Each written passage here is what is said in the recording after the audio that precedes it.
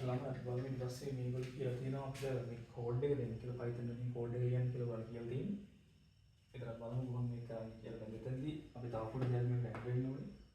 ඒක මෙතන මේ කියලා තියෙන house number එක එන්ටර් කරනවා කියන එක. මෙතන ඔයාගේ present එකයි past units ගන්න ඊවගේම يعني present reading එක past reading එක වගේම මෙතන අපි house number එකත් තියාගන්නවා. page number කියලා ගමු මේක. ඔය house number එක තියාගන්න ඕනේ inputs වල. okay. දැන් මම මේක මකන්නම් අපි මෙතන code එක ලියන්න ඕනේ. මේ flow chart එක අපි අඳ විදිහට තමයි code එක හදාගන්න ඕනේ. අපේ algorithm එකේ තියෙන මේ code එකේ මේ flow chart එක අනුව තමයි යන්නේ. ඊට පස්සේ algorithm එක develop කරලා ඉවරයි. දැන් අපි ඊට පස්සේ step එක විදිහට code එක ලියනවා. right? okay. ඒක වාචික කරන්නේ ඔයගොල්ලෝ ඊළඟ slide එකේ තියෙන්නේ Python වලින් තමයි මේක අපි කරන්නේ. හරි බලමු එතකොට එන්ටර් කරන්න ඕන මොනවද? ඒක ඔය house number. ඒතර අපි page number කියලා ගමු. house number. ඒකට අපි input එකක් ගන්න. අපි input කියන්නේ the house number කියන එක කියන්නේ string එකක් කියලා නැත්නම් ඒක අකුරු ඉලක්කම් දෙකම තියෙනවා. එතකොට අපි ඒක මෙතන enter house number කියලා බලන්න දෙන්න බලන්න මේක display වෙනවා. user එක enter කරන්න. right. ඊට පස්සේ අපි units අපි reading එක ගමුකෝ u past කියන එක u past කියන අපි ඒක අපි කියන්නේ කොහොමද ඒක number එකක් කියලා අපි number එකට convert කරන කෙනෙක් integer එකක් විදිහට අපිට int වලට convert කරනවා int අපි input කරගන්නවා මොකද enter අපි යමු last නැත්නම් last meter reading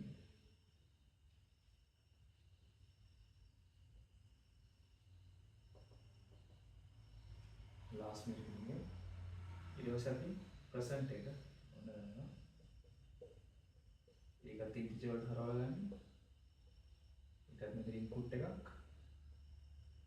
අපි ගමු present meter reading කියලා. මේකත් අපි ගත්තා. right. ඊට පස්සේ මොකද අපි ගන්නේ දැන් ඔන්න inputs ටික හරි. දැන් අපි යනවා. මේ ටික count කරන්නේ units ගන්න. දැන් units ගන්න. දැන් කොහොමද? PX use කියලා ගමු. අපි ගන්නකොට u present වලින් අපි subtract කරනවා අඩු කරනවා u past නැත්නම් වෙනවා use කරපු units ගන්න. දැන් තමයි අපි revision එක පටන් ගන්න. ඒක අපි දාන්න මොකද effect. right effect එක කරලා revision එක කරනවා. අපි දාන effect එක condition එක දානවා units අපි ගත්ත units use කරන variable එකේ තර units use කියන එක අපි ගත්තේ වැඩි 64 කියන condition එක අපි flow chart එකේ අපි විදිහට මෙතන ගන්නවා. ඔන්න වැඩි 64 මොකද වෙන්නේ? payment එක කොහොමද calculate වෙන්නේ? ඒක equal වෙනවා. ඔන්න 64 ගානේ අපි වැඩි කින් ගන්න star එකක් පහ ගාන 64 count කරලා ඊට පස්සේ අපි units ගානේ අඩු කරලා 64 වෙන වැල්යු එකට කරනවා. ඊට රුපියල් 10. 10 ගන්නම ඉතුරු වෙලා charge. නම් විදිහේ ඒක count. ඒතර මෙහෙම 64 වැඩි නැත්නම් කියන්නේ 64 හෝ ඊට අඩු ගානක් නම් පාවිච්චි කරලා තියෙන්නේ.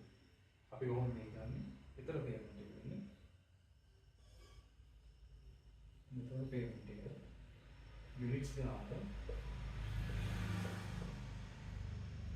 වැඩි කරනවා.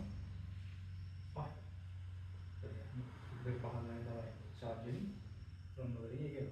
ඊට පස්සේ මොකද අපි අන්තිමට print කරනවා. අපි output එක ගන්නවා. ඒ output කරන payment එක එයාගේ වන්න ඕනේ නේද? එහෙනම් මොකද කරන්නේ අන්තිමටම last step එක විදිහට print කරනවා payment එක.